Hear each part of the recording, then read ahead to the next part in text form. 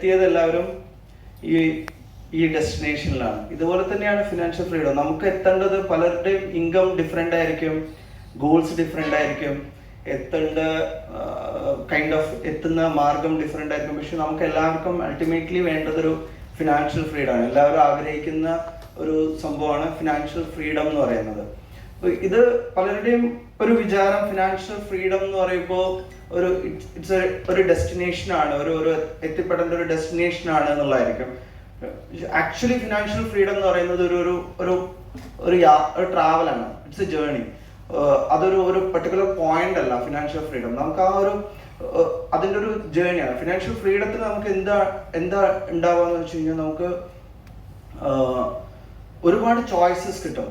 നമുക്ക് ചോയ്സ് കിട്ടുക എന്ന് പറയുമ്പോൾ നമുക്ക് ഡിസിഷൻസ് എടുക്കാൻ ഒരുപാട് ചോയ്സ് കിട്ടും ഫിനാൻഷ്യൽ ഫ്രീഡത്തിൽ. പലപ്പോഴും നമ്മൾ ഫിനാൻഷ്യൽ ഫ്രീഡം എന്താണെന്ന് ചോദിക്കുമ്പോൾ ആളുകൾ പറയാം വലിയ കാറ്, വലിയ വീട്, അതൊക്കെയാണ് പലരും മനസ്സിൽ ഫിനാൻഷ്യൽ ഫ്രീഡം എന്നുള്ള രീതിയിൽ ഉണ്ടാവുക.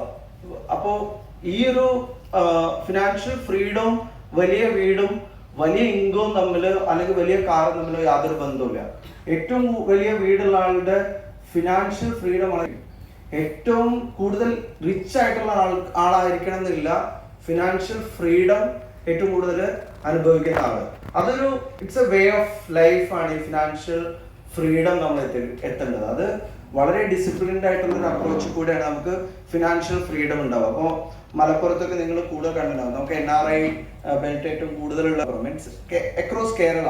നമുക്ക് അവര് ഇപ്പോൾ പുറത്താവുന്ന സമയത്ത്, അവരുടെ ഇൻകം കൂടുതലുള്ള സമയത്ത് അവർ വലിയ വീട് വെക്കും, വലിയ കാറ് വാങ്ങും. പക്ഷെ വൺസ് അവർ തിരിച്ച് നാട്ടിലെത്തിക്കഴിഞ്ഞാൽ അവർക്ക് ഫിനാൻസ് മാനേജ് ചെയ്യാൻ ഭയങ്കര ബുദ്ധിമുട്ടായിരിക്കും. അവർ ഡേ ടു ഡേ ലൈഫിന് വേണ്ടിയിട്ട് വേറെ ജോലികൾ ചെയ്യേണ്ടി വരും. ജോലികൾ ചെയ്യുന്നത് തെറ്റാണെന്നല്ല, പക്ഷെ ജോലികൾ ചെയ്യുന്നത് ഇഷ്ടമുള്ളപ്പോൾ നമുക്ക് എന്ത് ജോലിയും ചെയ്യാം. പക്ഷെ അത് നമുക്കൊരു ബേർഡൻ ആയിട്ട് നമ്മൾ ജോലി ചെയ്യുമ്പോൾ, അതായത് നമ്മൾ ഇഷ്ടപ്പെട്ട് ചെയ്യുന്ന ജോലി, ഇപ്പൊ പാട്ട് പാടാൻ ഇഷ്ടമുള്ള ഒരാളുണ്ടാവും, പക്ഷെ അയാളുടെ പുറകിൽ കത്തി വെച്ച് പാടാൻ പറഞ്ഞു കഴിഞ്ഞാൽ നമുക്ക് അത്ര ഇഷ്ടം ഉണ്ടാവില്ലല്ലോ. അപ്പോൾ അതുപോലെ ആവരുത് നമ്മൾ ജോലി ചെയ്യുന്നത്. അപ്പോൾ ഒരു ഫിനാൻഷ്യൽ ഫ്രീഡം നമ്മൾ അവിടെ അത്രയും വലിയ വീട് വെക്കുന്നതിന് മുമ്പ് നമ്മൾ ഫ്യൂച്ചറിനെ കുറിച്ച് ആലോചിച്ച് നമ്മളൊരു ഫിനാൻഷ്യൽ ഫ്രീഡം നമ്മൾ ബിൽഡ് ചെയ്തിട്ട് വെക്കുകയാണെങ്കിൽ കുറച്ചുകൂടി നല്ലതായിരിക്കും. അതെങ്ങനെ എത്തിക്കാം എന്നുള്ളതൊക്കെയാണ് നമ്മൾ കുറച്ച് ഡിസ്കസ് ചെയ്യാൻ പോകുന്നത്. ആൻഡ് ഈ ഒരു സെഷൻ കൊണ്ട് നമ്മൾക്ക് എല്ലാവർക്കും ഫിനാൻഷ്യൽ ഫ്രീഡം കംപ്ലീറ്റ്ലി അച്ചീവ് ചെയ്യാൻ പറ്റുമോ പറ്റില്ല എന്നുള്ളതല്ല, ബട്ട് എങ്ങനെയാണ് നമുക്ക് എത്തിക്കാൻ പറ്റുക, എന്താണ് കുറച്ച് ചെയ്യാൻ പറ്റുക, അത്തരം കാര്യങ്ങളെ കുറിച്ചാണ് നമ്മളിതിൽ സംസാരിക്കുന്നത്. നോ ഫിഗേഴ്സ്, നമ്പേഴ്സ്, ഇത് പറഞ്ഞ പോലെ സെല് ചെയ്യുന്ന പ്രൊഡക്ട്സോ അങ്ങനത്തെ ഒരു സാധനം നമ്മളിവിടെ ഡിസ്കസ് ചെയ്യുന്നില്ല. കുറച്ച് ജനറൽ പോയിന്റ്സ് നമ്മൾ എങ്ങനെ ഇതിനെ കാണുന്നുള്ളത് മാത്രമാണ് ചെയ്യുന്നത്. നമ്മൾ വൈ ഫ്രീഡം മാറ്റേഴ്സ്, ഡിസിപ്ലിൻ്റെ ഒരു ഇമ്പോർട്ടൻസ്, അതുപോലെ കുറച്ചൊരു framework and some mistake, നമ്മൾ ചെയ്യുന്ന കോമൺ മിസ്റ്റേക്ക്, ഇതിനെ കുറിച്ചാണ് നമ്മൾ ഇന്ന് സംസാരിക്കുന്നത്. ഇപ്പോൾ നമുക്ക് എല്ലാവർക്കും ഇൻകം വരാറുണ്ട് അല്ലേ? ഫണ്ട്, കാശ് കൈ കിട്ടുമ്പോൾ നമ്മൾ എന്താ ചെയ്യാം?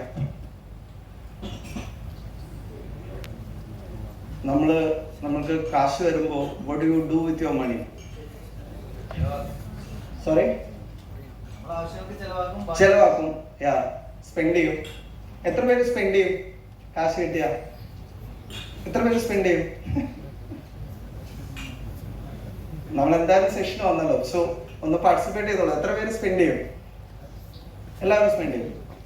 സോ നമുക്ക് എല്ലാവർക്കും നമ്മൾ ഇൻകം ഉണ്ടാക്കുന്നതും സ്പെൻഡ് ചെയ്യാനൊക്കെ വേണ്ടിയിട്ടാണല്ലോ. നമുക്ക് ജനറലി 3 കാര്യങ്ങളാണ് ചെയ്യാൻ പറ്റുക. ഈ 3 കാര്യങ്ങളെ ചെയ്യാൻ പറ്റൂ കാശ് കൊണ്ട്.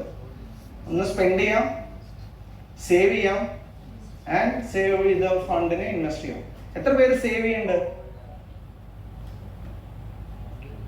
ആൻഡ് എത്ര പേര് ഇൻവെസ്റ്റ് ചെയ്യുന്നുണ്ട്? സേവ് ചെയ്യുന്ന എല്ലാവരും ഇൻവെസ്റ്റ് ചെയ്യുന്നുണ്ട് എന്നാണ് പറയുന്നത്. സോ സേവിങ്സ് ആൻഡ് ഇൻവെസ്റ്റ്മെന്റ് അത് സെയിം ആണോ? അല്ല. എന്താ ഡിഫറൻസ്?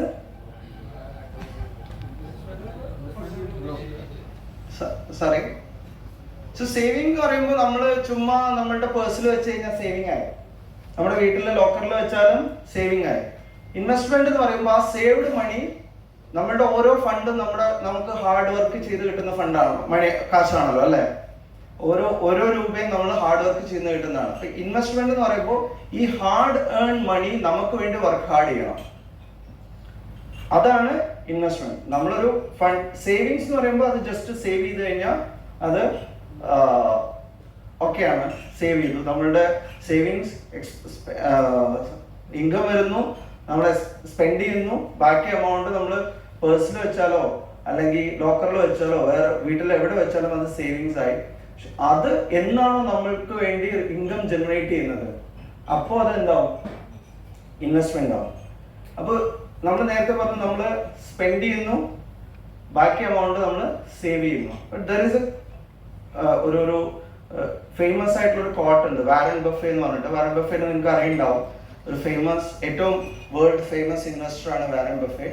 വാരൻ ബഫെ പറയുന്നത് don't save what is left after spending but spend what is left after saving. നമ്മൾ ഇൻകം മൈനസ് എക്സ്പെൻസ് ആണ് സേവിങ്സ് എന്ന് പറയാറ്. ഈ ഇക്വേഷനെ നമ്മൾ മാറ്റണം. അതാണ് നമ്മൾ ഏറ്റവും ആദ്യം ചെയ്യേണ്ടത്. നമ്മളുടെ ഫിനാൻഷ്യൽ ഫ്രീഡത്തിലോട്ടുള്ള ഏറ്റവും ആദ്യത്തെ വഴി എന്ന് പറയുന്നത് income minus savings income minus expense is equal to savings എന്നുള്ളത് മാറ്റി ഇൻകം മൈനസ് സേവിങ്സ് ആയിരിക്കണം നമ്മളുടെ എക്സ്പെൻസ് ഉണ്ടാവേണ്ടത്. സോ അതിലേക്ക് ആ ഒരു മോഡിലോട്ട് നമുക്ക് മാറ്റാൻ കഴിഞ്ഞു കഴിഞ്ഞാൽ നമ്മുടെ ഫസ്റ്റ് സ്റ്റെപ്പ് ഇസ് ഫൈൻ. അപ്പോൾ എന്നിട്ട് അതിനെ ഇൻവെസ്റ്റ്മെന്റിലോട്ട് മാറ്റണം. ആൻഡ് എന്തുകൊണ്ടാണ് നമ്മൾ ഇൻവെസ്റ്റ് ചെയ്യണം എന്ന് പറയുന്നത്? സേവ് ചെയ്താൽ പോരെ?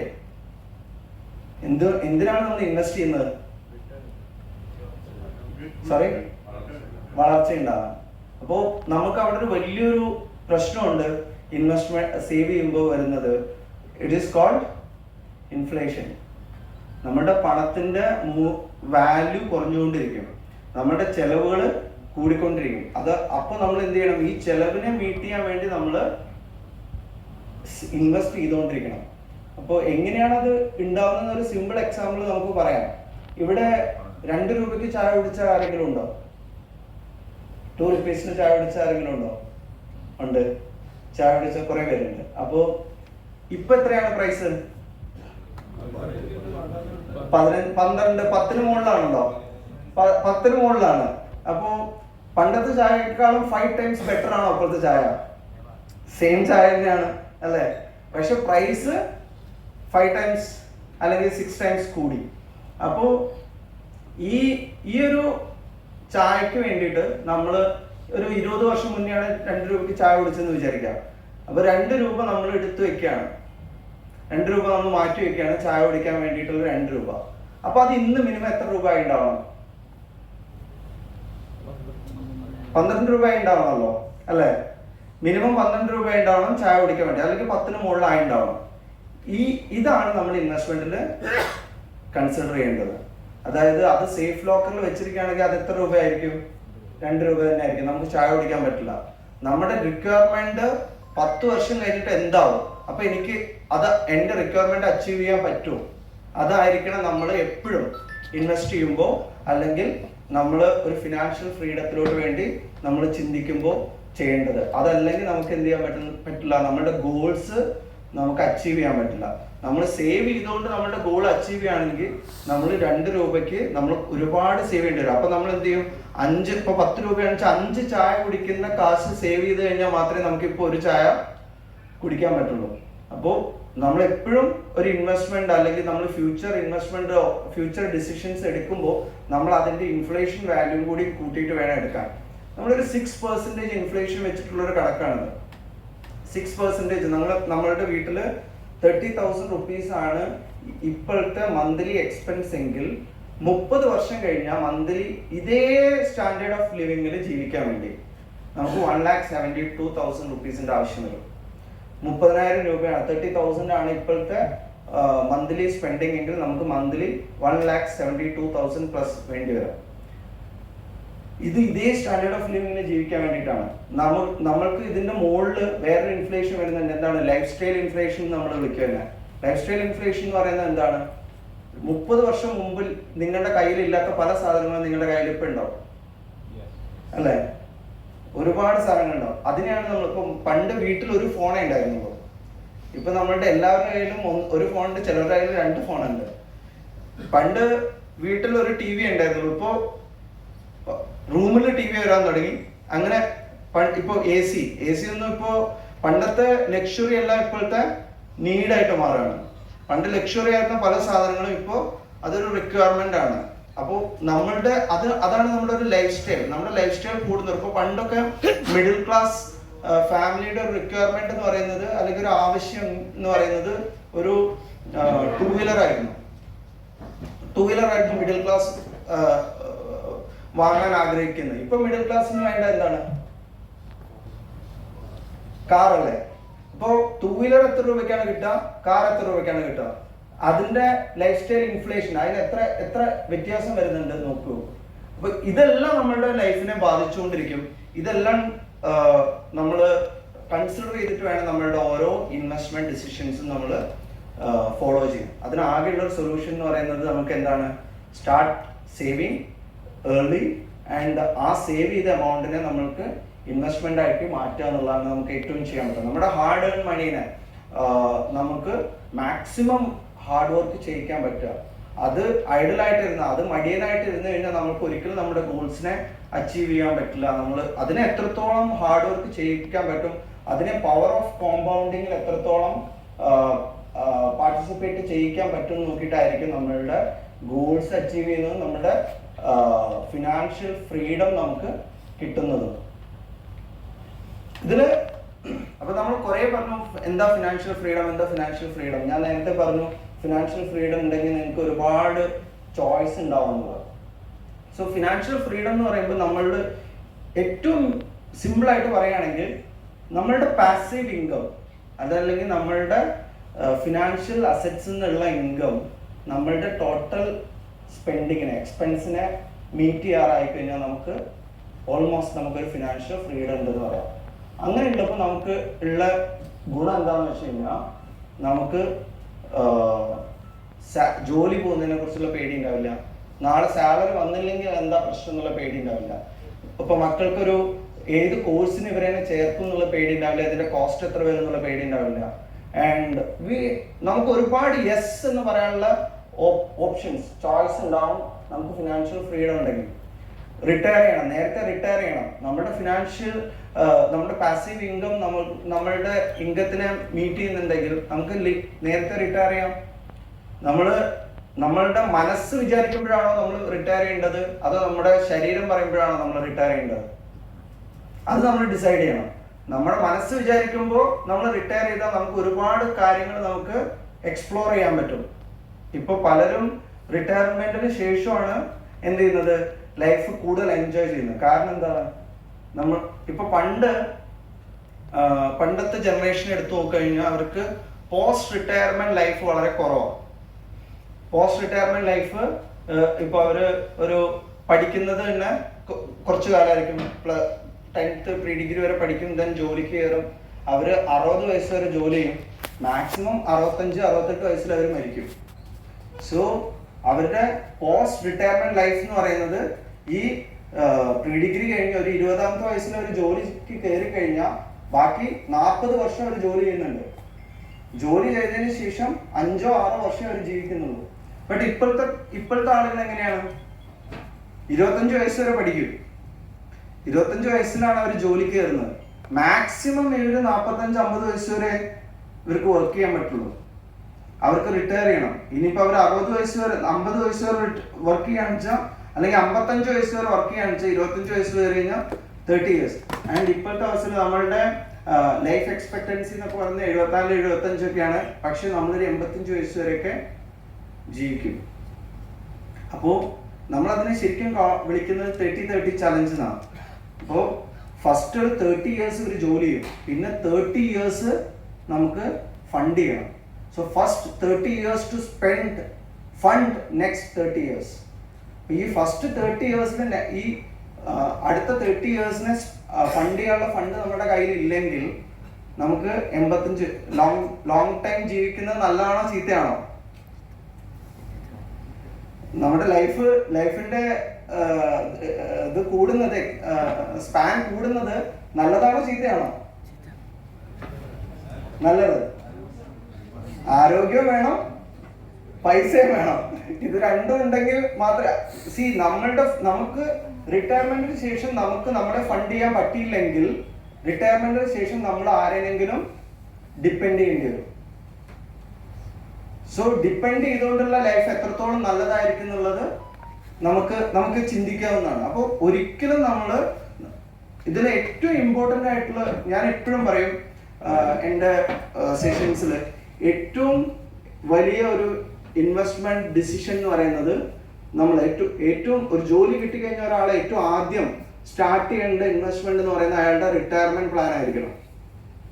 അതാണ് അയാളുടെ ഏറ്റവും ഇമ്പോർട്ടൻ്റ് ഇൻവെസ്റ്റ്മെന്റ് ഡിസിഷൻ വേണ്ടത്. കാരണം എന്താണ്, നമ്മുടെ ബാക്കി എല്ലാ ഗോൾസിനും നമുക്ക് ഫണ്ടിങ് കിട്ടും.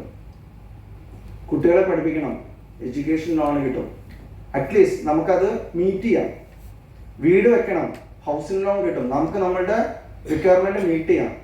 റിട്ടയർമെന്റ് ലോൺ എന്ന് പറഞ്ഞിട്ടൊരു സാധനം ഇല്ല. ഒരു ബാങ്കും റിട്ടയർ ആയ ആൾക്ക് റിട്ടയർമെന്റ് എന്ന് പറഞ്ഞ ഗോളിന് വേണ്ടിയിട്ട് ലോൺ തരില്ല. അപ്പോൾ ആ ലോൺ നമ്മൾ ആ ഗോൾ നമ്മൾ തന്നെ മീറ്റ് ചെയ്യണം. അപ്പോൾ അത് ശരിക്കും നമുക്ക് മീറ്റ് ചെയ്യാൻ പറ്റിയില്ലെങ്കിൽ നമ്മൾ ആരെയെങ്കിലും ഡിപ്പെൻഡ് ചെയ്യേണ്ടി വരും. ആ ഡിപ്പെൻഡ് ചെയ്യുന്നത് വളരെ നമുക്ക് അത്ര എൻജോയ് ചെയ്തിട്ട് നമുക്ക് ചെയ്യാൻ പറ്റില്ല. കാരണം ഇനിയുള്ള ആളുകൾ കൂടുതൽ കാലം ലൈഫ് സ്പാൻ ഉണ്ടാവും, അത്രയും കാലം നമുക്ക് ഡിപ്പെൻഡ് ചെയ്തുകൊണ്ട് ജീവിക്കേണ്ടി വരും. അപ്പോൾ നമ്മുടെ പ്രശ്നം വരുന്നത്, നമുക്ക് ഒരേ സ്റ്റാൻഡേർഡ് ഓഫ് ലിവിങ്, നമ്മളിപ്പോൾ ജീവിക്കുന്ന അതേ സ്റ്റാൻഡേർഡ് ഓഫ് ലിവിങ് അപ്പോൾ നമുക്ക് കിട്ടിക്കൊള്ളണമെന്നില്ല. അപ്പോൾ ഫോർ ദാറ്റ് നമ്മൾ നമ്മുടെ ഫ്രീഡം ഉണ്ടാക്കണം. So once you have that freedom, നമ്മുടെ പാസീവ് ഇൻകം നമുക്ക് വന്നു കഴിഞ്ഞാൽ വിൽ ഗെറ്റ് ദാറ്റ് ഫ്രീഡം. ആ ഫ്രീഡം കൊണ്ട് നമുക്ക് ഈസിലി എൻജോയ് ചെയ്ത് നടത്താം. അതിനുവേണ്ടി നമുക്ക് കുറച്ച് ഡിസിപ്ലിൻ മാർക്കറ്റിൽ ഉണ്ടായാൽ മതി, അല്ല ജീവിതത്തിൽ ഉണ്ടായാൽ മതി. അപ്പോൾ അതിൽ എന്തൊക്കെയാണ് ഇൻവെസ്റ്റ് ചെയ്യുമ്പോഴുള്ള ഡിസിപ്ലിൻസ് എന്നാണ് നമ്മൾ പറയുന്നത്. ഒന്ന്, ഞാനിപ്പോൾ ഇവിടെ ഇൻവെസ്റ്റ്മെന്റിനെ കുറിച്ച് അറിയുന്നവരൊക്കെ ഉണ്ടെങ്കിൽ അറിയാം, നമ്മൾ എവിടെ പോയാലും നമ്മുടെ അടുത്ത് ചോദിക്കും ഇപ്പം ഇൻവെസ്റ്റ് ചെയ്യാൻ പറ്റുമോ എന്ന് ചോദിക്കും. അതല്ലെങ്കിൽ പറയാം നല്ലൊരു ഫണ്ട് പറഞ്ഞു തരുമോ എന്ന് ചോദിക്കും, അല്ലെങ്കിൽ നല്ലൊരു സ്റ്റോക്ക് ഏതാണെന്ന് ചോദിക്കും. സോ ഇത് ഇപ്പം ചെയ്യാൻ പറ്റുമോ എന്ന് ചോദിക്കുന്നത് നമ്മൾ ടൈം ചെയ്യാണ് മാർക്കറ്റിനെ ഏതെങ്കിലും ഒരു സമയത്ത്. There is a saying called time in the market is better than timing the market. So മാർക്കറ്റിൽ എത്ര കാലം നിങ്ങൾ അല്ലെങ്കിൽ ഇൻവെസ്റ്റ് ചെയ്തുകൊണ്ട് നിങ്ങൾ എത്ര കാലം നിൽക്കുന്നു എന്നുള്ളതാണ് ഏത് സമയത്ത് നിങ്ങൾ ഇൻവെസ്റ്റ് ചെയ്യുന്നു എന്നുള്ളതിനേക്കാളും പ്രധാനം. ഇതിന് ഏറ്റവും കൂടുതൽ വേണ്ടത് നമ്മൾ ഇൻവെസ്റ്റ് ചെയ്യുക എന്നുള്ളതാണ്. അത് പലരും നാളെ ഇപ്പോൾ സാറ് പറഞ്ഞു best day was 20 years back but the next best day is today എന്ന് പറയുന്ന പോലെ. അപ്പോൾ ഏറ്റവും നല്ല ദിവസം ഇന്നലെ ആയിരുന്നു, പക്ഷെ നെക്സ്റ്റ് ബെസ്റ്റ് ഡേ എന്ന് പറയുന്നത് ഇന്നാണ്, അത് നാളെ അല്ല ഒരിക്കലും. അപ്പോൾ നാളെ എന്ന് പറയുന്ന ഒരു ബെസ്റ്റ് ഡേക്ക് വേണ്ടി നമ്മൾ വെയിറ്റ് ചെയ്ത് കഴിഞ്ഞാൽ നമ്മൾ ഒരിക്കലും ആ ഡിസിഷൻ എടുക്കാൻ പോകുന്നില്ല. കാരണം എല്ലാ ദിവസവും നാളെ ഉള്ളതുകൊണ്ട് ഒരിക്കലും. പക്ഷെ ഇന്ന് എന്ന് പറഞ്ഞിട്ട് നമ്മൾ ഇപ്പം ചെയ്യുകയാണെങ്കിൽ ദാറ്റ് വിൽ ഹാപ്പൻ. അപ്പോൾ നമ്മളൊരു ഡിസിഷൻ എടുക്കുക, ടൈം മാർക്കറ്റിൽ കയറാൻ ഒരു ബെസ്റ്റ് ടൈമിന് വേണ്ടിയിട്ട് നിങ്ങൾ വെയിറ്റ് ചെയ്യരുത്. നമ്മൾ ഇൻവെസ്റ്റ് ചെയ്തിട്ട് കൂടുതൽ സമയം അതിന് കൊടുക്കുകയാണ് വേണ്ടത്. ആൻഡ് ഇമോഷൻ, നമ്മൾ മാർക്കറ്റിൽ ഇപ്പോൾ റിസ്ക് അത് എന്നൊക്കെ പറയും, പക്ഷെ നമുക്ക് റിട്ടേൺ കിട്ടാതിരിക്കാനുള്ള ഏറ്റവും വലിയൊരു ചലഞ്ച് എന്ന് പറയുന്നത്, അല്ലെങ്കിൽ ശത്രു എന്ന് പറയുന്നത് നമ്മുടെ ഇമോഷനാണ്. നമ്മളുടെ ഇമോഷൻ നമ്മുടെ ഫണ്ടിനെ കൺട്രോൾ ചെയ്യുമ്പോൾ നമ്മൾക്ക് ഫണ്ടിലുള്ള ആക്ച്വലി നമ്മുടെ കാശിലുള്ള കൺട്രോൾ നഷ്ടപ്പെടും. നമ്മുടെ ഇമോഷൻ ആയിരിക്കും നമ്മുടെ കാശിനെ കൺട്രോൾ ചെയ്യുന്നത്. അപ്പോൾ പലപ്പോഴും നമുക്ക് രണ്ട് തരം ഇമോഷൻസ് ഇൻവെസ്റ്റ് ചെയ്യുന്ന ആളുകൾക്ക് ഉണ്ടാവാം. ഒന്ന് ഫിയർ, ഒന്ന് ഗ്രീഡ്. ഈ ഗ്രീഡും ഫിയറിൻ്റെ ഇടയിൽ നമുക്ക് എപ്പോഴും നമ്മുടെ ഇമോഷൻസ് അങ്ങോട്ടും ഇങ്ങോട്ടും മാറിക്കൊണ്ടേയിരിക്കും. അപ്പോൾ അത് നമ്മുടെ ഇമോഷനെ നമ്മൾ കറക്റ്റായിട്ട് മാനേജ് ചെയ്ത് കഴിഞ്ഞാൽ, നമ്മുടെ ഇമോഷനെ കൊണ്ട് ഫണ്ട് മാനേജ് ചെയ്യിക്കാതെ നമ്മളൊരു പ്രോപ്പർ പ്രോസസ്സിൽ കൂടെ നമ്മൾ മാനേജ് ചെയ്യുകയാണെങ്കിൽ നമുക്ക് കുറച്ചും കൂടി ഡിസിപ്ലിൻഡ് ആയിട്ട് പോകാൻ പറ്റും. And consistency is key. Consistency എന്ന് പറയുന്നത് എത്ര എമൗണ്ട് നിങ്ങൾ ഇൻവെസ്റ്റ് ചെയ്യുന്നു എന്നുള്ളതല്ല, എങ്ങനെ നിങ്ങൾ ഇൻവെസ്റ്റ് ചെയ്യുന്നു, കൺസിസ്റ്റന്റ് ആണോ എന്നുള്ളതാണ്. ഇപ്പോൾ 500 രൂപയുടെ ഒരു SIP 60 വർഷം തുടങ്ങാന്ന് വെച്ചാൽ 4.5 കോടി രൂപയാവും. 12% റിട്ടേൺ കിട്ടിയ 4 crores rupees 500 രൂപയുടെ SIP അങ്ങനെ. അപ്പോൾ അത് ആരെങ്കിലും നമ്മുടെ ജനറേഷനിൽ തുടങ്ങിയിരുന്നെങ്കിൽ പോലും നമുക്ക് അത്രയും രൂപ ആവും. അപ്പോൾ ലൈക്ക് അത്രയും ചെറിയ എമൗണ്ടിന് പോലും അത്രയും വലിയ ഇമ്പാക്റ്റ് ഉണ്ടാക്കാൻ ലൈഫിൽ പറ്റും, അത്രയും കൂടുതൽ ഇമ്പാക്റ്റ് നമുക്ക് കിട്ടും എന്നുള്ളതാണ്. അപ്പോൾ കൺസിസ്റ്റൻസിയാണ്. എത്ര രൂപ നിങ്ങൾ ഇൻവെസ്റ്റ് ചെയ്യുന്നതിനേക്കാളും കൺസിസ്റ്റന്റ് ആയിട്ട് നമ്മൾ ചെയ്യുന്നുണ്ടോ, അവിടെ കൺസിസ്റ്റൻസി നമ്മൾ കീപ്പ് ചെയ്യുന്നുണ്ടോ എന്നുള്ളതാണ് ഏറ്റവും പ്രധാനം. ആൻഡ് ഇതൊരു 5 സ്റ്റെപ്പ് ഫ്രെയിംവർക്ക് ആണ്. ഇത് നമുക്ക് എങ്ങനെ ഒരു ഇൻവെസ്റ്റ്മെന്റ് സ്റ്റാർട്ട് ചെയ്യാം. പലരും പല ഇൻവെസ്റ്റ്മെന്റുകളും പല ഗോൾസും പല ഇൻവെസ്റ്റ്മെന്റുകളും നമ്മൾ സ്റ്റാർട്ട് ചെയ്യുന്നത് കയ്യിൽ കാശുണ്ട്, കുറച്ച് ഇൻവെസ്റ്റ് ചെയ്തേക്കാന്ന് കരുതിയിട്ടായിരിക്കും. ആൻഡ് യങ്ങർ ജനറേഷൻ ഏറ്റവും കൂടുതൽ, കാരണം അവർക്ക് ഇപ്പോൾ പലർക്കും പഠിച്ചു കഴിഞ്ഞാൽ അപ്പൊ തന്നെ പ്ലേസ്മെന്റ് കിട്ടും, കുറച്ച് സാലറി കിട്ടും, അപ്പൊ അവർക്ക് അത്ര സ്പെൻഡില്ല, ബാക്കി എമൗണ്ട് അവർ ചിലപ്പോൾ ഇൻവെസ്റ്റ് ചെയ്യുമായിരിക്കും, എവിടെയെങ്കിലും എന്തെങ്കിലും ആപ്പോ എന്തെങ്കിലും ഉപയോഗിച്ച് ഇൻവെസ്റ്റ് ചെയ്യും. ബട്ട് ഇതിനൊരു ഡിഫൈൻഡ് ഗോൾ ഉണ്ടാവില്ല. ഡിഫൈൻഡ് ഗോൾ ഇല്ലെങ്കിലുള്ള പ്രശ്നം എന്താണ്? നമ്മളുടെ ഓരോ ഇൻവെസ്റ്റ്മെന്റിനും ശരിക്കും നമുക്ക് ഓരോ ഗോൾ വേണം. നമ്മുടെ ഓരോ ഇൻവെസ്റ്റ്മെന്റിനും ഓരോ ഗോൾ വേണം. ആ ഗോളിനനുസരിച്ച് ഓരോരോ എമൗണ്ട് ആയിരിക്കണം നമ്മൾ ഇൻവെസ്റ്റ് ചെയ്യേണ്ടത്. നമുക്ക് കാർ വാങ്ങാനാണ് ഗോളെങ്കിൽ കാർ വാങ്ങാനുള്ള ഇൻവെസ്റ്റ്മെന്റ് ആയിരിക്കണം നമ്മൾ അവിടെ കൊടുക്കേണ്ടത്. വീട് വെക്കാനാണെങ്കിൽ വീട് വെക്കാനുള്ള ഗോളിൽ വെക്കണം. മറ്റേ മക്കളുടെ സ്റ്റഡീസിനുള്ളതാണെങ്കിൽ അത് എന്ന് പറഞ്ഞിട്ട് തന്നെ നമ്മൾ അത് സ്റ്റാർട്ട് ചെയ്യണം. ഇല്ലെങ്കിലുള്ള പ്രശ്നം എന്താണെന്ന് വെച്ച് കഴിഞ്ഞാൽ പലപ്പോഴും ഉണ്ടാവുന്നത് നമ്മൾ ഒരു ഇൻവെസ്റ്റ്മെന്റ് സ്റ്റാർട്ട് ചെയ്യും, പക്ഷെ നമുക്കൊരു എന്തെങ്കിലും ഒരു അർജൻസി വരും. അപ്പോൾ അർജൻസി വരുമ്പോൾ നമ്മൾ എന്ത് ചെയ്യും? ആ ഇൻവെസ്റ്റ്മെന്റ് എടുക്കും, എന്നിട്ട് നമുക്ക് വീണ്ടും സ്റ്റാർട്ട് ചെയ്യാന്ന് പറയും. അപ്പോൾ നമ്മളുടെ ആ ഒരു പർപ്പസ് മീറ്റ് ചെയ്യില്ല ഒരിക്കലും. പക്ഷെ നമുക്ക് ഇതിനൊരു ഗോളിന് വേണ്ടിയിട്ടാണ് നമ്മൾ സ്റ്റാർട്ട് ചെയ്യുന്നത് വിചാരിക്കുക. അപ്പം നമ്മുടെ മനസ്സ് പറയും ഇത് എടുക്കണ്ട, ഇത് മോളുടെ അല്ലെങ്കിൽ മകന്റെ സ്റ്റഡീസിനുള്ളതാണ്, ഇതെന്റെ റിട്ടയർമെന്റിനുള്ളതാണ്, ഇത് എടുത്തു കഴിഞ്ഞാൽ നമ്മളുടെ റിട്ടയർമെന്റിനെ ബാധിക്കും, ഇതെനിക്ക് കാർ വാങ്ങാനുള്ളതാണ്, ഇതെടുത്ത് കഴിഞ്ഞാൽ. അപ്പോൾ നമ്മളുടെ ഗോൾസ് നമുക്ക് അച്ചീവ് ചെയ്യാൻ പറ്റും. ഈ ഗോൾസ് അച്ചീവ് ചെയ്തില്ലെങ്കിലും നമ്മളുടെ പ്രശ്നം എന്താണെന്ന് വെച്ച് കഴിഞ്ഞാൽ ഈ ഗോൾ എന്തെങ്കിലും ഒരു ദിവസം നമ്മളതിനെ ടച്ച് ചെയ്യും. ഇപ്പോൾ കാർ വാങ്ങുന്നത് നമുക്ക് മാറ്റി വെക്കാൻ പറ്റും, മോളുടെ പഠിപ്പ് മാറ്റി വെക്കാൻ പറ്റില്ല, മോന്റെ പഠിപ്പ് മാറ്റി വെക്കാൻ പറ്റില്ല, റിട്ടയർമെന്റ് നമുക്ക് മാറ്റി വെക്കാൻ പറ്റില്ല. അപ്പോൾ പല മാറ്റി വെക്കാൻ പറ്റാത്ത ഗോൾസ് നമ്മുടെ ലൈഫിൽ ഉണ്ടാവും. അപ്പൊ അത്തരം ഗോൾസിന് വേണ്ടി എന്തായാലും ഗോൾ ബേസ്ഡ് ആയിരിക്കണം നമ്മുടെ ഓരോ ഇൻവെസ്റ്റ്മെന്റും. ആൻഡ് അതിനനുസരിച്ച് ഓരോ ഇൻവെസ്റ്റ്മെന്റ് സിസ്റ്റമാറ്റിക്കലി നിങ്ങൾ ഇൻവെസ്റ്റ് ചെയ്യാൻ സ്റ്റാർട്ട് ചെയ്യുക.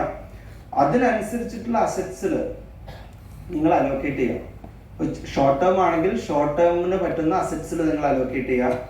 ലോങ് ടേം ഗോൾ ആണെങ്കിൽ ഇപ്പോൾ റിട്ടയർമെന്റ് എന്ന് പറയുന്നത് ചിലപ്പോൾ 20 വർഷം കഴിഞ്ഞിട്ടുള്ള ഗോളായിരിക്കും, അല്ലെങ്കിൽ 10 വർഷം കഴിഞ്ഞിട്ടുള്ള ഗോളായിരിക്കും. അപ്പൊ അതിന് അത്തരം അസറ്റ് ക്ലാസ്സിൽ ഇൻവെസ്റ്റ് ചെയ്യുക. എല്ലാം നിങ്ങൾ ഇൻവെസ്റ്റ് ചെയ്യേണ്ടത് ഒരേ ബാസ്ക്കറ്റിലായിരിക്കരുത്. അപ്പൊ അതിനനുസരിച്ച് അസറ്റ് അലോക്കേറ്റ് ചെയ്തുകൊണ്ട് നിങ്ങൾ ഇൻവെസ്റ്റ് ചെയ്യുക. Stay diversified. ഒരു കൊടുത്ത് നിങ്ങൾ ഓവർ ഇൻവെസ്റ്റ് ചെയ്യേണ്ട. ഒരു സ്ഥലത്ത് നമ്മൾ ഓവർ ഡൈവേഴ്സിഫിക്കേഷൻ പ്രശ്നമാണ്. അപ്പോൾ കറക്റ്റ് ഡൈവേഴ്സിഫിക്കേഷൻ നമ്മൾ കൊടുക്കുക, കറക്റ്റായിട്ട് ഇൻവെസ്റ്റ് ചെയ്യുക ആൻഡ് റിവ്യൂ ചെയ്യുക.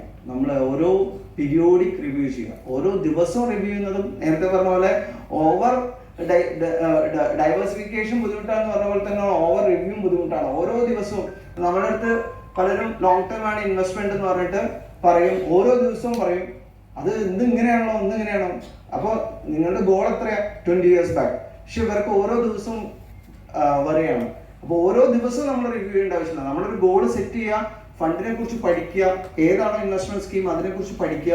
പഠിച്ചതിന് ശേഷം മാത്രം you can ask 100 questions before investing. പക്ഷെ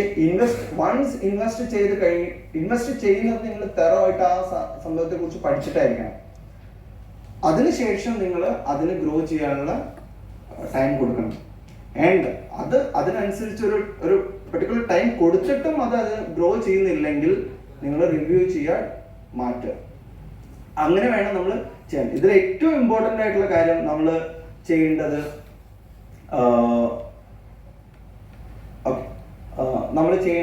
ഒരു എമർജൻസി ഫണ്ട് ഉണ്ടാക്കുക എന്നുള്ളതാണ്. അപ്പോൾ എത്ര പേർക്ക് എമർജൻസി ഫണ്ട് ഉണ്ട് ഇവിടെ?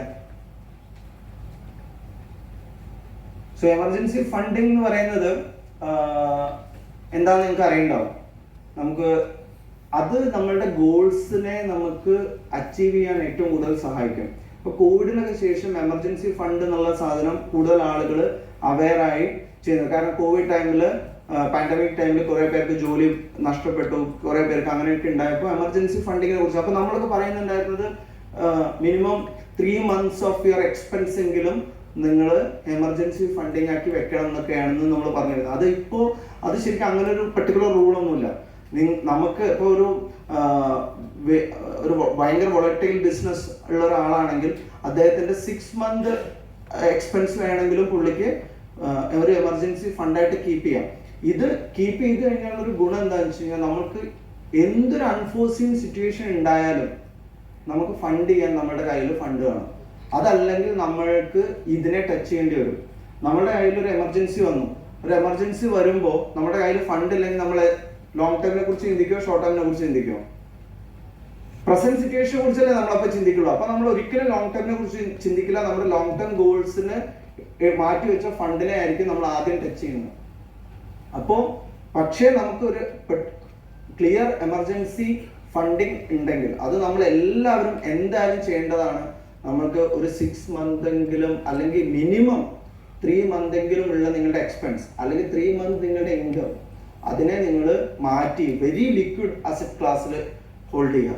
അതിനെ കൊണ്ടുപോയിട്ട് ഇല്ലിക്വിഡ് ആയിട്ടുള്ള അസറ്റ്സിലോ മറ്റേ പണയം വെക്കേണ്ട അസറ്റ്സിലോ അങ്ങനെ വെക്കരുത്. ഇത് വെരി ലിക്വിഡ് ആയിട്ടുള്ള അസറ്റ്സിൽ നമുക്ക് ഇപ്പൊ കിട്ടുന്ന രീതിയിലുള്ള അസറ്റ്സിൽ നമ്മൾ ഹോൾഡ് ചെയ്യണം. അത് എമർജൻസി ഫണ്ടായിട്ട് തന്നെ ഹോൾഡ് ചെയ്യണം.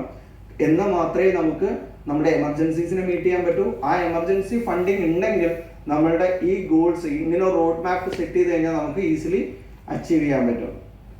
ഏറ്റവും വലിയ മിസ്റ്റേക്സ് നമ്മളൊരു 4 or 5 മിസ്റ്റേക്സ് നമ്മൾ ചെയ്യുന്നത് എന്താണെന്ന് നോക്കി കഴിഞ്ഞാൽ സ്റ്റാർട്ട് ചെയ്യാൻ ഡിലേ ചെയ്യുന്നതാണ്.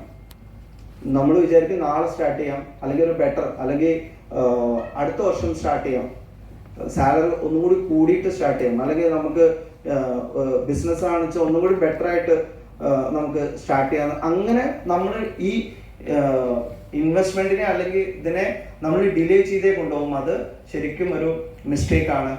പാസ്റ്റ് റിട്ടേൺസിനെ ചേസ് ചെയ്യുന്നത് അല്ലെങ്കിൽ ഹൈ റിട്ടേൺസിനെ ചേസ് ചെയ്യുന്നത് അതും ശരിക്കും ഒരു മിസ്റ്റേക്ക് ആണ്. നമ്മൾ ഒരു കൺസിസ്റ്റൻസി ആണ് നിങ്ങൾ എപ്പോഴും നോക്കേണ്ടത്. കൺസിസ്റ്റന്റ് റിട്ടേണിനെ വേണം നമ്മൾ എപ്പോഴും ചേസ് ചെയ്യാൻ വേണ്ടി. SIP നമ്മൾ എന്തെങ്കിലും ചെയ്യുകയാണെങ്കിൽ ഇപ്പോൾ SIP ഒക്കെ മാർക്കറ്റിലുള്ള SIP ആണെങ്കിൽ അതിനെ നിങ്ങൾ വോളറ്റിലിറ്റി വല്ലാണ്ട് താഴെ വരുമ്പോൾ ഇപ്പൊ ഒക്കെ നോക്കുകയാണെന്ന് വെച്ചാൽ ഇപ്പോൾ മാർക്കറ്റ് നിങ്ങൾക്ക് അറിയാം പല പല ജിയോ പൊളിറ്റിക്കൽ റീസൺസ് കൊണ്ട് മാർക്കറ്റൊക്കെ താഴെ വന്നു. ഈ സമയത്ത് കൂടുതൽ പേര് SIP സ്റ്റോപ്പ് ചെയ്യും. കാരണം പാസ്റ്റ് റിട്ടേൺസ് അത്ര നല്ലതായിരിക്കില്ല. അപ്പോൾ ആളുകൾ സ്റ്റോപ്പ് ചെയ്യും. പക്ഷെ ആക്ച്വലി ഈ സമയത്തൊക്കെ SIP പോവേണ്ട സമയമാണ്. അപ്പോൾ അങ്ങനെയുള്ള ഈ ഇമോഷൻ ബേസ്ഡ് ഡിസിഷൻസ് എടുക്കുന്നത് ആൻഡ് ഗോൾസിനെ ഇഗ്നോർ ചെയ്യുന്നത്. നമ്മളൊരു ഗോൾ സെറ്റ് ചെയ്തു, ദെൻ നമ്മൾ ഇത് വേണ്ട എന്ന് വിചാരിച്ച് ഗോൾസിനെ ഇഗ്നോർ ചെയ്യുന്നത് ആൻഡ് റീബാലൻസിങ് റിവ്യൂ അല്ലെങ്കിൽ റീബാലൻസിങ് നടത്താത്തത്, ഇതൊക്കെയാണ് കുറച്ച് ബിഹേവിയറൽ മിസ്റ്റേക്സ് നമ്മൾ ചെയ്യുന്നത്. അപ്പോൾ നമുക്കൊരു ഡിസിപ്ലിൻഡ് ഇൻവെസ്റ്റ്മെന്റ്സ് ഉണ്ടെങ്കിൽ, ഡിസിപ്ലിൻ ആയിട്ട് നമ്മൾ പോവുകയാണ്, ഡിസിപ്ലിൻ ആയിട്ട് നമ്മൾ ചെയ്യാണ്, start early, stay invested, invest regularly, ഇതെല്ലാം ചെയ്യുകയാണെങ്കിൽ നമുക്ക് ഒരു ഫിനാൻഷ്യൽ ഫ്രീഡം അച്ചീവ് ചെയ്യാൻ കുറച്ചൊക്കെ ഈസിയാണ്. പക്ഷെ നമ്മൾ ഒരു ഇൻഫോംഡ് ഡിസിഷൻ എടുക്കാതിരിക്കുക. അത് അങ്ങനെയൊക്കെ ചെയ്യുമ്പോൾ നമുക്ക് എന്താ ചെയ്യും, നമ്മളുടെ ഈ ഒരു goal freedom, financial freedom achieve ചെയ്യാനുള്ള ഒരു ചാൻസ് വളരെ കുറയും. ആൻഡ് ഞാനിപ്പോൾ കുറേ നേരം പറഞ്ഞു നിങ്ങൾ അവിടെ ഇൻവെസ്റ്റ് ചെയ്യുക അവിടെ ഇൻവെസ്റ്റ് ചെയ്യുക എന്നുള്ളത്. പക്ഷേ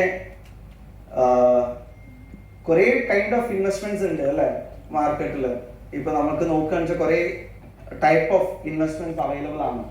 ഇതിൽ ഏതാണ് ഏറ്റവും നല്ല ഇൻവെസ്റ്റ്മെന്റ് നിങ്ങൾക്ക് വായിക്കാൻ പറ്റുമെന്ന് ഞാൻ വിചാരിക്കണം. പ്രോപ്പർട്ടി ഉണ്ട്, ഗോൾഡ് ഉണ്ട്, art collection, equity, mutual funds, bonds, PPF.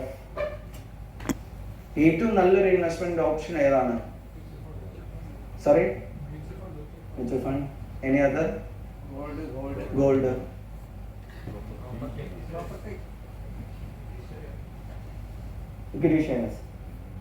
Actually ഇതിൽ ഏറ്റവും നല്ല ഇൻവെസ്റ്റ്മെന്റ് എന്നൊരു സാധനമില്ല, എല്ലാം നല്ലതാണ്. അതാണ് ഞാൻ നേരത്തെ പറഞ്ഞത്, നമുക്ക് വേണ്ടത് അസറ്റ് അലോക്കേഷൻ ആണ്.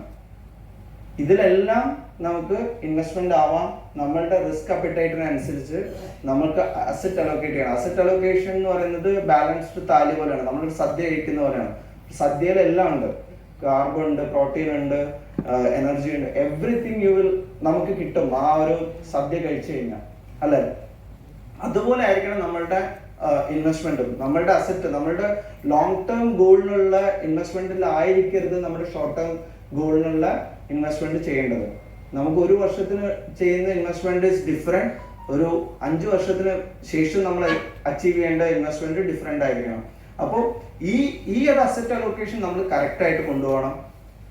ആൻഡ് ആ അസറ്റ് അലോക്കേഷൻ കറക്റ്റ് ആയിട്ട് കൊണ്ടുപോകാനുള്ള എക്സ്പെർട്ടൈസ് നമുക്കില്ലെങ്കിൽ നിങ്ങളെ ഹെൽപ്പ് ചെയ്യാനുള്ള ഒരു സാധനമാണ് മ്യൂച്വൽ ഫണ്ട്സ്. സോ ഈ മ്യൂച്വൽ ഫണ്ട്സ് ഇപ്പൊ കുറച്ച് പേര് ഇൻവെസ്റ്റ് ചെയ്തിട്ടുണ്ട്. മ്യൂച്വൽ ഫണ്ട് എന്താണെന്ന് അറിയാം. മ്യൂച്വൽ ഫണ്ട് അറിയാത്തവർക്ക് വേണ്ടി ഞാൻ ഒന്ന് കവർ ചെയ്യാണ് വാട്ട് ഈസ് മ്യൂച്വൽ ഫണ്ട് എന്നുള്ളത്, എങ്ങനെയാണ് ഒരു മ്യൂച്വൽ ഫണ്ട് വർക്ക് ചെയ്യുന്നത് എന്നുള്ളത്. മ്യൂച്വൽ ഫണ്ട് എന്ന് പറയുന്നത് ഒരു പൂൾ ഓഫ് മണിയാണ്.